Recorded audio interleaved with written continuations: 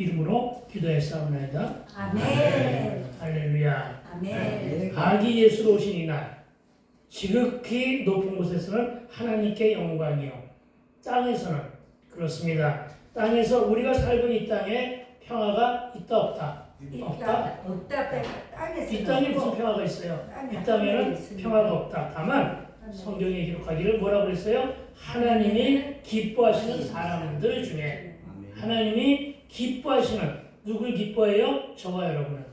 예배하러 오신 저와 여러분을 기뻐하는 사람들 중에, 즉 저와 여러분의 심령 안에 하나님 주시는 기쁨과 평화가 깃들게 되기를 축복합니다. 아멘. 어차피 시간이 좀 늦었고 오늘은 그냥 느긋하게 말씀을 듣고 행사가 많으니까 배고파 하실 거예요. 그러나 조금은 참고 이야기를 조금 진행하면, 오늘이 성탄절입니다. 그런데 어떤 소식이 하나 들리느냐 하면은, 혹시 여러분 산타가 태어난 지, 산타의 유래가 처음 발생된 나라가 어느 나라인 줄 아십니까? 핀란드예요. 그런데 핀란드에 지금도 그래서 그 산타로 처음 시작된 그 사람을 기념하면서 여전히 그 사람의 일을 대행하면서 그 눈 덮인 그 광야를 썰매를 타고 다니고, 물론 사람이 끕니다. 요즘에는 기계를 끌고 예전처럼 노루나 술로 끌지는 않습니다. 그런 행사가 이어지는데 재작년부터는 그것이 그쳤대요. 그 이유가 핀란드하고 아주 가까운 거리에 있는 나라가 혹시 무슨 나라, 어디인 줄 아십니까? 그 나라가 러시아입니다.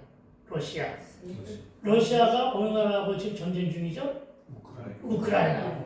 그런데 이 핀란드 앞에 우리나라하고 일본처럼 가까운 거리에 어느 나라가 있느냐면 스웨덴이라는 나라가 있어요. 그림이 그려지죠? 네. 그 스웨덴이 우크라이나를 돕고 있어요.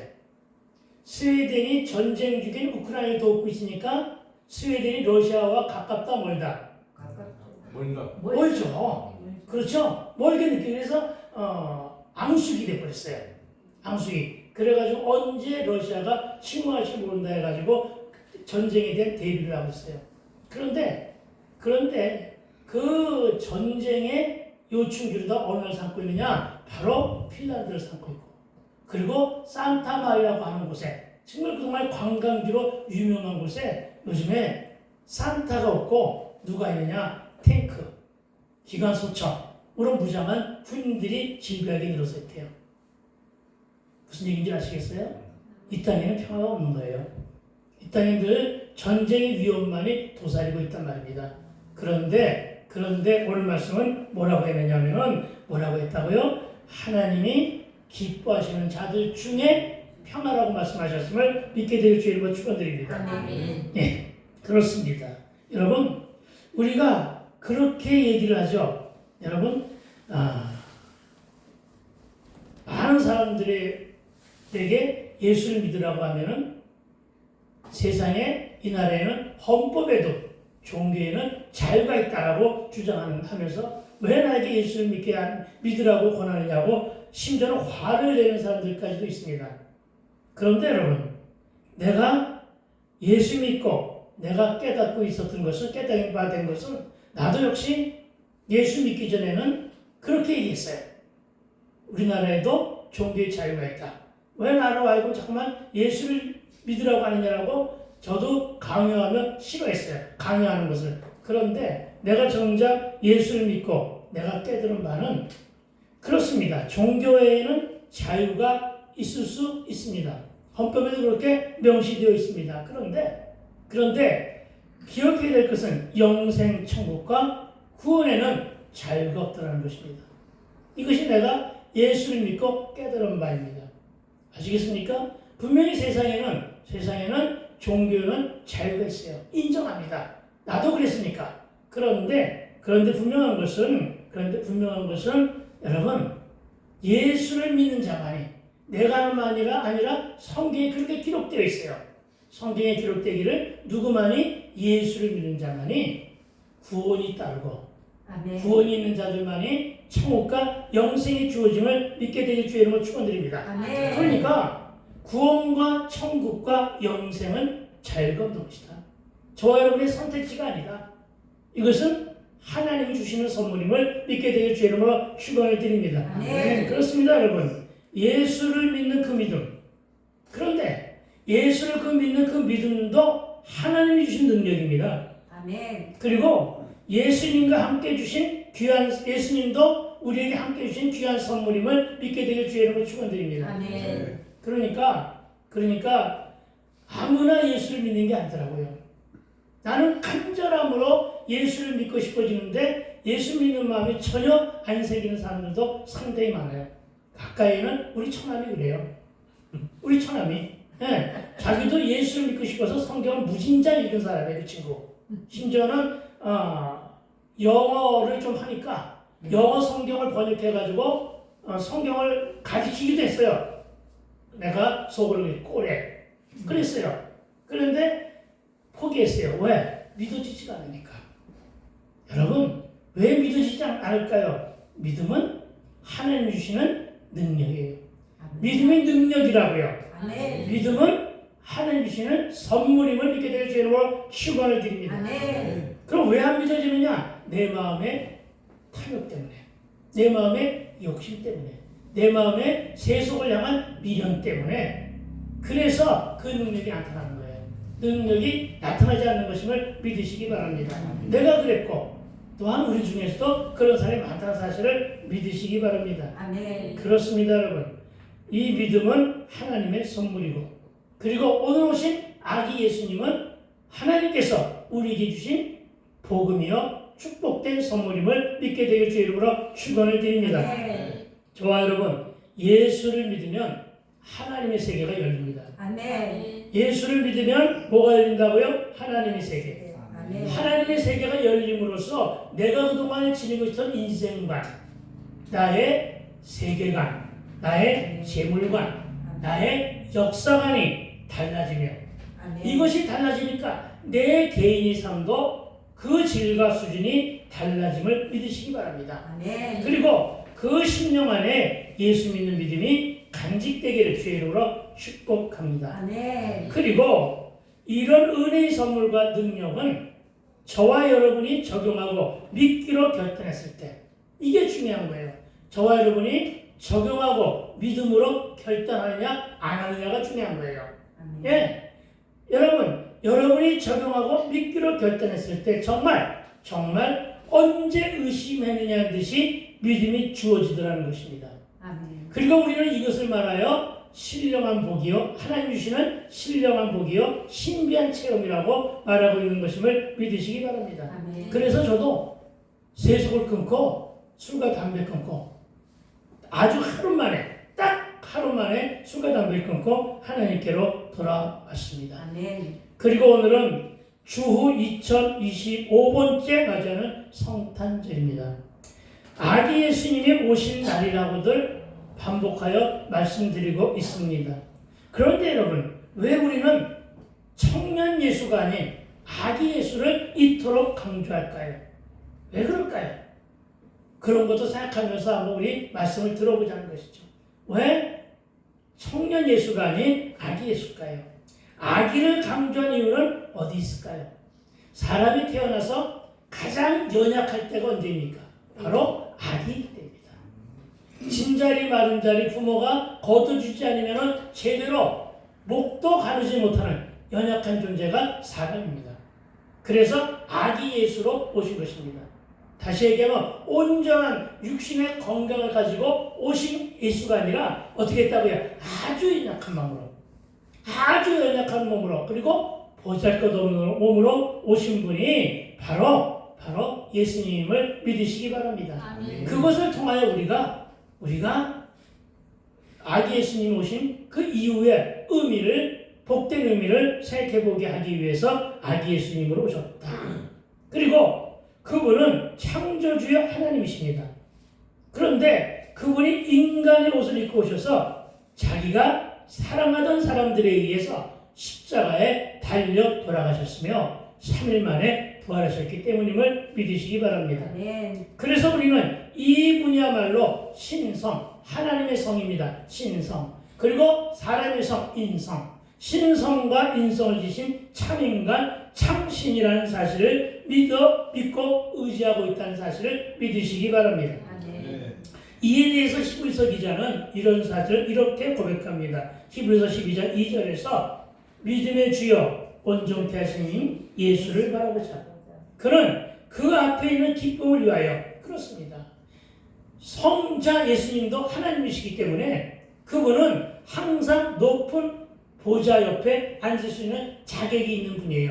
그것이 기쁨이었어요, 그분에게는. 그런데 그 기쁨을 여러분 그 기쁨을 뒤로하고 십자가를 짓는 것은 부끄러운 일이었어요.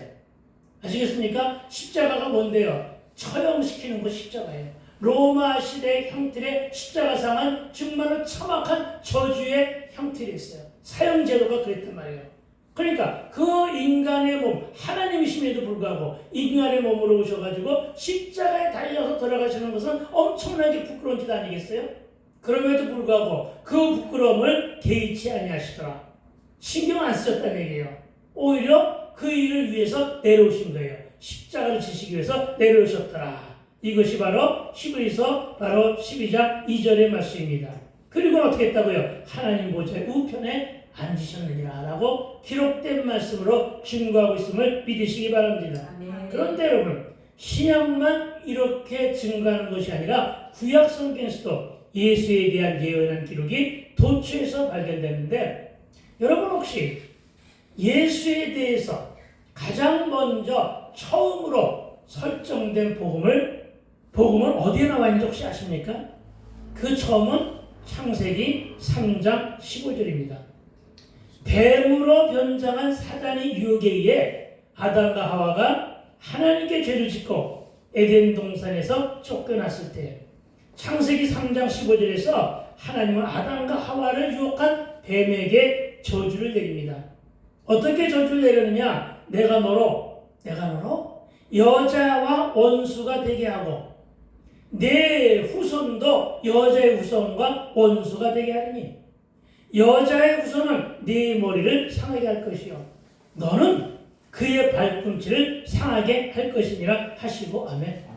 여러분, 이 본문을 신학의 세계에서는 원시복음이라고 합니다.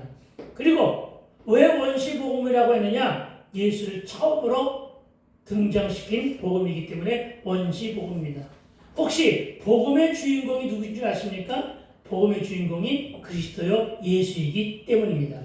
그리고 왜 원시복음이라고 했느냐? 이유는 여자의 후손이라고 했기 때문임을 믿으시기 바랍니다. 그런데 여러분은 여자의 후손입니까? 아니면 남자의 후손입니까? 나는 여자의 후손이라는 사람 손 한번 들어보세요. 나는 여자의 후손이다라고 손을 드는 사람들은 아마 병원에 가야 할 것입니다. 뭔가가 문제가 있는 사람이라는 것입니다. 왜 그러냐면은 여러분 아담이 창조된 이래 모든 인류가 남성을 통해 태어났는데, 그래서 남성의 후예가 되었지만, 그래서 우리가 부르는 동요에도 뭐라고 그래요? 아버지 날 낳으시고 어머니 날 기르신다고 그랬어요. 분명히 출산은 엄마가 했죠. 그러나 낳은 분은 누구다? 아버지라고 그랬어요. 아시겠습니까? 그랬어요. 그랬는데 여러분, 아담이 창조된 이후에 모든 인류는 다 이렇게 남성을 통해서 태어났는데, 남성의 후예가 되었는데, 딱 한 분, 오늘 본문이 소개된 예수님, 우리 함께 읽었죠? 마태복음 1장 16절. 다시 한번 읽어볼까요? 시작. 야곱은 마리아의 남편 요셉을 낳았으니 마리아에게서 그리스도라 칭하는 예수가 나시니라. 아멘. 할렐루야. 그렇습니다. 이 부분은 이따가 다시 설명하겠지만 분명한 것은 마리아는 여자다 남자다? 여자예요. 그렇죠? 마리아라는 여인에게서 누가 태어났다? 그리스도라 칭하는 예수가 나시니라. 아멘.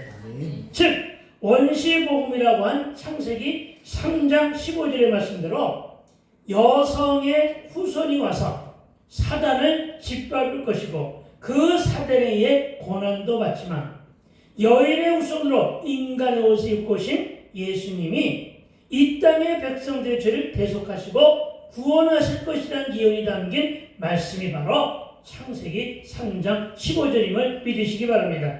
그렇습니다. 이 땅에 오신 그리스도 예수님은 인류 구원을 위하여 이것이 중요한 것입니다. 뭐 때문에 오셨느냐? 왜 오셔서 십자가를 지셨느냐? 누가 십자가 지라고 했느냐? 여러분, 누구를 위해서? 인류의 구원을 위해서. 인류의 구원을 위해서 우리에게 허락하신 하나님의 은혜의 선물임을 믿게 되길 주의 이름으로 축원을 드립니다. 여러분, 하나님은 살아 계십니다.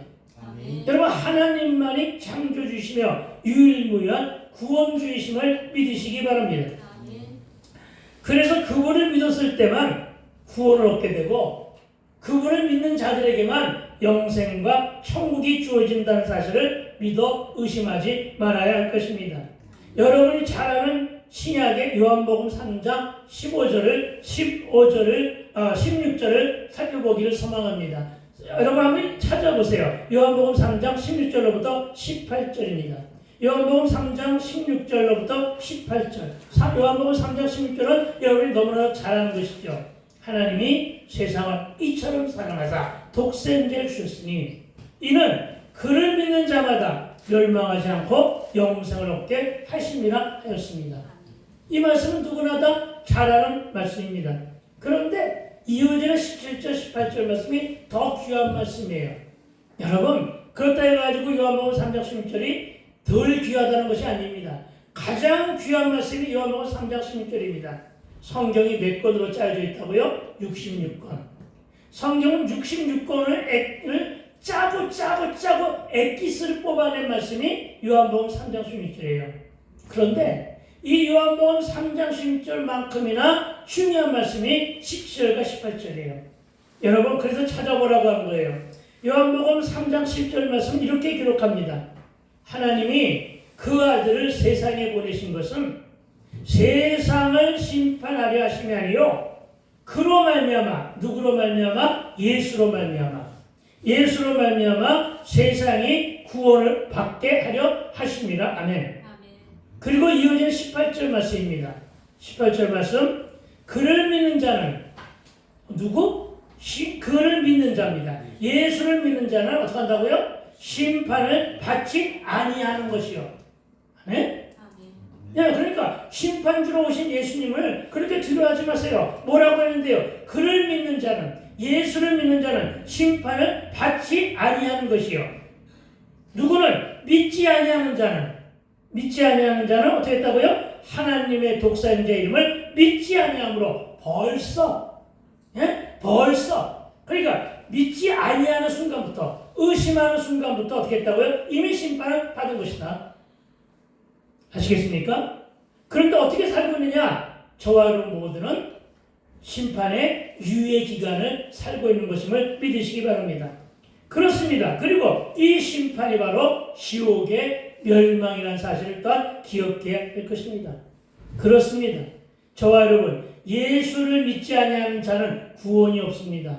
뭐만 있다고요? 심판만 있습니다. 구원받는 자는 영생천국이요, 구원이 없는 자는 지옥행이라는 사실을 알고 예수를 영접하여 믿게 되길 주의 이름으로 축복합니다. 여러분, 나도 세상에 있을 적에는 얼굴도 모르는 내 조상들의 제사를 철저히 지냈던 자입니다. 나만큼 제사를 철저하게 지내고 엄숙하게 지내고 경건하게 지낸 사람도 없었을 정도로다가 나는 거기에는 아주 보수적이었습니다. 그리고 진화와 윤회와 신화 속에서 갈등하면서, 왜? 제가 뭐한 사람이라고요? 신화를 갖다가 가르쳤던 사람이니까요. 제가 고전문학을 전공한 사람입니다. 제가 국어선생 출신입니다. 그러다 보니까 신화니 윤회니 신화니 이런 것들을 가르쳤던 사람이에요. 그리고 그 안에서 범신론을 인정했던 자였습니다. 이런 내가 49살에 하나님을 만나 예수님 편에 서 보니 천국을 가느냐 지옥을 가느냐의 문제는 내 선택, 내 의지가 아니라 예수를 믿느냐 안 믿느냐에 달려있더라는 것입니다. 즉 믿음이 우리의 인생과 삶의 가장 중심된 가치라는 사실을 깨달았습니다. 그리고 깨닫는 순간 집에 가서 예수께 돌아와 집에 가서 가장 먼저 한 일이 뭐냐? 우리 집 조상 대대로 제사 지낼 기일을 기록한 책을 불사르고 제사 때 사용되는 제기는 다 부수고해서 땅에 묻고는 이제 우리 집에는 제사가 없다라고 선포했습니다. 어머니 우리 집안에 어른들이 있죠. 작은아버지부터 시작해서 우리 아버지 이미 돌아가셨지만 그렇게 선포했습니다. 그리고 그때 많은 사람들이 우리 어머니를 비롯해서 믿지 않은 우리 어머니를 비롯해서 많은 사람들이 염려했습니다. 아니 갑자기 종교를 바꾸다니 이게 흔한 얘기 아니에요. 우리가 종교를 바꾸면 항상 우리의 뒷다른 말이 그거잖아요. 아니 갑자기 종교를 바꾸면 어떻게 해? 아니 갑자기 제사를 피하면 어떻게 해? 너 조상을 모른 채하고 네가 나만 할 것 같으냐? 화가 난 조상들 가만히 있겠니? 이게 주된 나를 향한 주된 그 하나의 그 협박이었어요. 그런데 여러분 지금까지 아무 일 없이 잘 살고 있어요. 갑자기 바꿨어요. 그리고 제사도 폐했어요. 저는 성묘도 안 갑니다. 그렇게 폐했는데 그리고 술 담배 끊고 죄의 사슬과 매여있던 세속의 때를 찌른 때를 벗어버리니 진리 안에서 그 자유함이 내 영혼과 내 육신을 더욱 강건하게 하고 지금 기름바른 듯 윤기 나는 삶을 살더라는 것입니다. 그렇습니다 여러분. 예수 믿는 전과 예수 믿는 이유는 이렇게 달라지는 것임을 믿게 되길 주의 이름으로 축원을 드립니다. 그러니까 종교를 바꿨다고 아무 일도 일어나지 않아요. 물론 처음에는 그동안에 잘 데리고 놀던 사단이 자기 노예를 놓쳤으니까 사단이 작동을 하고 진동하고 장난을 좀 하겠죠. 그러나 예수의 보혈로 씻어내고 쫓아내면 승리하고 이기게 될 줄로 믿습니다. 그러니까 여러분 종교의 자유를 따질 문제가 아니라 내가 누구를 믿느냐에 따라 천국도 지옥도 달라진다는 사실을 믿으시기 바랍니다. 누구는 그렇게 얘기합니다. 절에 가면 마음에 평안이 온다고. 그러나 여러분 그 일은 속는 일임을 믿으시기 바랍니다. 그 평안은 위장된 평안입니다. 우리가 원수 같은 사람도 우리가 당장에 눈앞에 안 보면 마음에 평강이 와요. 그러나 이런 평안은 가짜란 말입니다. 그렇죠? 내가 뭔가 잘못해서 내 부모님 얼굴 보기가 꺼려질 때가 있어요. 그렇죠? 왜? 야단 맞을까 봐 겁이 나니까. 그러나 안 볼 때만큼 편안하잖아요. 그렇죠? 가서 보면 난리가 나더라도 그와 같은 것입니다. 여러분 우리 안에 회개하지 않은 죄의 문제를 놓고서는 어느 곳에서도 평화를 누릴 수가 없음을 믿으시기 바랍니다. 그러니까 어디를 가니까 평화롭다고요? 그것은 가짜 평화입니다. 나도 모르게 여러분 정말 거기에 많이 세뇌되어 있었던 증거가 된다는 사실을 믿으시기 바랍니다. 물론 예수 믿어도 세상의 염려와 근심을 할 수는 있습니다. 그러나 염려는 근심을 몰고 오지만 기도는 응답을 잉태한다는 믿음으로 살면 진짜 평강이 찾아옴을 믿으시기 바랍니다. 여러분 구원의 뜻이 뭡니까? 구원의 뜻은 온갖 죄의 사슬과 다양한 저주로부터 나를 구해내는 일인데 이 다양한 저주는 공중 권세를 잡은 사단의 저주예요. 하나님은 저와 여러분을 결코 심판도 안 하시는데 무슨 저주를 하겠어요? 아시겠어요? 누가 저주하느냐? 사단이 저주하는 거예요. 귀신이 저주한다고요. 아시겠어요? 자기 노리게 삼기 위해서. 그런데 이 죄의 사슬과 다양한 저주로부터 나를 구해내는 것이 구원이에요. 믿으시기 바랍니다. 그 일을 오늘 아기 예수로 오신 분이 당신의 몸을 십자가상에서 화목제물로 하나님께 드려줬고 그때 흘리신 보혈의 피로 우리를 죄와 저주의 속박에서 벗어나게 하셨음을 믿게 되길 주의 이름으로 축원을 드립니다. 그러나 세상의 반응은 왜 예수만을 믿어야 하고, 왜? 예수 구원만 있느냐? 다른 종교에는 구원이 없다고 주장하느냐고 항변합니다. 그러나 저는 이 항변을 받아 이렇게 반박합니다. 사도행전 4장 12절입니다. 다른 이로서는 구원을 받을 수 없나니 천하 사람 중에 구원을 받을 만한 다른 이름을 우리에게 주신 일이 없음이라 하였더라. 하지만 저와 여러분, 세상은 오늘 오신 아기 예수님에 대해 어찌 했습니까? 예수님을 십자가에 달아 매를 때리고 조롱하며 침뱉음은 물론 한 제자는 예수를 팔고 한 제자는 부인했습니다. 하지만 예수님은 우리의 이런 모습을 보고도 십자가상에서 뭐라고 말씀하셨느냐? 자기를 때리고 자기를 향하여 경멸하고 조롱하고 자기를 향하여 침뱉고 자기 허리를 창으로 찌르고 자기를 매로 때린 저들을 향하여 예수님이 하신 말씀입니다. 누가복음 23장 34절에서 이렇게 말합니다. 이에 예수께서 이르시되 아버지 저들을 사하여 주시옵소서. 아멘. 자기들이 하는 것을 알지 못하나이다. 이렇게 말씀하십니다. 여러분, 이것은 뭘 말합니까? 끝까지 당신의 백성을 사랑하신, 정말 미루어 짐작할 수도 없는 하나님의 끝없는 사랑, 예수님이 저와 여러분을 끝없는 사랑으로 하시면서 저들을 용서해달라고, 저와 여러분을 용서해달라고 누구에게? 아버지께 구하셨는데, 세상은 그 어떤 우상이 여러분을 위하여 화목제물로 드려지겠습니까? 세상의 어떤 우상이 저와 여러분을 위하여 여러분 희생하겠느냐는 것입니다. 여러분, 이만희가 그러게 하겠습니까? 여러분, 참 어머니라고 자칭하는 한모 씨가 혹은 또 다른 이단이나 사이비 교주가 저와 여러분을 위해 희생할까요? 아니요. 저들은 다 사람인지라 제 배만 불리는 악한 자들이라는 사실을 믿으시기 바랍니다. 오직 예수님만이 그리하셨으니 예수 믿으라는 것입니다. 저와 여러분 모두 예수 믿고 천국 가야 합니다. 저와 여러분 좋은 곳은 없습니다. 저와 여러분 중간지대도 연옥도 없습니다. 오로지 천국만 있고 지옥만 있을 뿐임을 믿으시기 바랍니다. 그리고 오늘 본문은 마태복음 1장 1절은 이렇게 얘기합니다. 아브라함과 다윗의 자손 예수 그리스도의 계보라 이렇게 선포합니다. 신약의 처음이 예수님의 계보로 시작된다는 점을 우리는 눈여겨봐야 합니다. 그리고 이것은 옛 언약의 구약의 시대가 끝이 나고 새 언약의 신약의 시대가 열렸다는 것이요. 구약인 BC의 시대는 가고 신약의 시대의 AD의 시대가 열림을 말하고 있음을 믿으시기 바랍니다. 새 시대입니다. 새 언약의 시대라는 것입니다. 그리고 그것은 1년 만에 한 번씩 다가옵니다. 그리고 우리에게 2026년이 주어졌음을 믿으시기 바랍니다. 그 말씀이 바로 마가복음 2장 1장 1절은 이렇게 얘기합니다. 하나님의 아들 예수 그리스도의 복음의 시작이라고.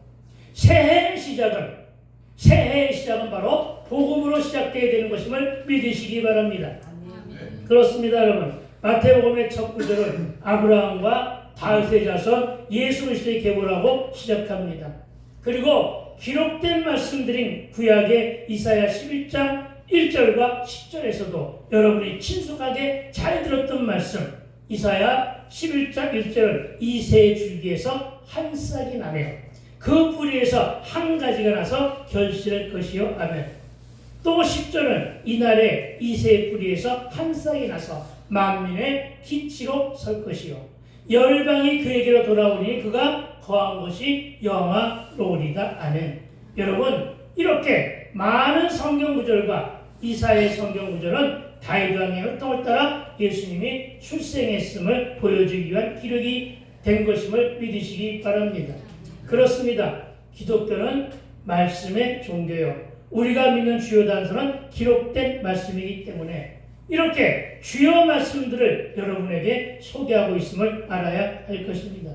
즉 성경 말씀이야말로 예수 그리스도가 하나님의 언약에 따라 오신 유대인의 왕이시고 온 인류의 구원주이신 만왕의 왕으로 이 땅에 오셨음을 분명히 보여주기 위한 증거요 기록이라는 사실을 믿으시기 바랍니다.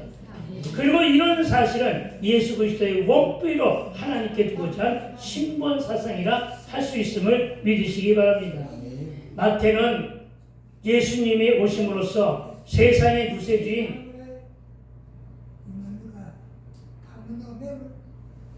세상의 구세주인 메시아 시대가 도래한다는 구약의 약속이 예수님이 이 땅에 오심으로 성취됐다는 주장을 좀 더 확실히 뒷받침하기 위해 모든 부분에서 기록된 말씀을 구약의 말씀, 신약의 말씀을 인용하고 있음을 믿으시기 바랍니다. 그리고 구약은 말라기를 끝으로 말씀이 말라버린 말씀도 선지자도 없는 시대에 있다가 예수님이 오심으로 새 시대인 신약의 시대가 여러 가지만 그 뿌리는 구약과 하나님께 있다는 사실을 말하기 위한 사실을 믿으시기 바랍니다. 또한 마태는 예수 탄생의 정통성과 역사성과 구속사의 진실성을 하나님의 약속으로부터 시작했음을 밝히고 있다는데 우리는 주목해야 됩니다. 여러분, 이 모든 말씀이 왜 필요하냐? 필요하기 때문에 여러분에게 전하는 것입니다. 나도 짧게 전하고 싶습니다. 그러나 여러분, 말씀을 전해야 될 의무와 사명이 나에게 있기 때문이고 여러분은 들어야 될 이유가 있음을 믿고 여러분 조금은 지루해도 끝까지 잘 듣게 되기를 부탁을 드립니다. 아멘. 여러분, 천국은 구원의 마무리요 창조의 결론입니다. 이 일을 위해서 하나님께서 구속사를 여셨고 예수를 보내셨으며 예수님은 성부 하나님의 구속사의 순종으로 이 땅에 오셨으며 독생자 예수를 화목제물로 받으셨음을 믿고 깨달아야 할 것입니다. 그리고 오늘 본문 17절입니다. 여러분, 17절 말씀 함께 읽어볼까요? 시작. 그런즉 모든 대수가 아브라함과 다윗까지 열리되어 다윗부터 바벨론으로 사로잡혀갈 때까지 열리되어 바벨론으로 사로잡혀가는 것부터 그리스도까지 열리되더라. 아멘. 그런데 여러분, 오늘 본문을 보니까 어떤 숫자가 가장 많이 등장합니까? 그래서 14이라는 14라는 숫자가 가장 많이 등장하는 것을 보게 됩니다. 그렇다면 여러분, 마태는 왜 이렇게 14라는 숫자를 기록했을까요? 우리 예수 나심에 이것은 예수 나심의 완전성을 부여하기 위한 기록임을 믿으시기 바랍니다. 즉 14대 14라고 하는 숫자는 유대인의 족보 계산법에 따른 분류이고 이는 완전수로 7과 혹시 완전수가 몇인지 아십니까? 완전수는 7입니다. 하나님 나라의 숫자라고 합니다. 여러분이 알기에는 럭키 세븐, 행운의 숫자라고 알지만 이것은 하나님의 숫자가 7임을 믿으시기 바랍니다. 그리고 7의 배수는 14입니다. 이 역시 거룩한 숫자를 여기는 유대인들의 관습에 기인하여 기록함으로 예수 나심의 완전성을 부여했다는 점을 깨달아야 할 것입니다. 이렇게 철저하게 성경은 이렇게 기록했습니다. 여러분, 이렇게 1절에서부터 시작까지 17절까지 이어진 족보의 기록을 보면은 바로 예수님의 탄생은 신화나 각색이나 그리고 꾸며진 얘기가 아니라 진짜요, 팩트요, 사실이라는 사실을 믿게 하기 위해서, 깨닫게 하기 위해서 오늘 족보를 인용한 것임을 믿으시기 바랍니다. 그리고 마태복음 1장 1절 11절에 가장 많이 등장하는 단어가 나코입니다. 여러분, 이 나코는 지속적인 이어짐의 생명력 아닙니까?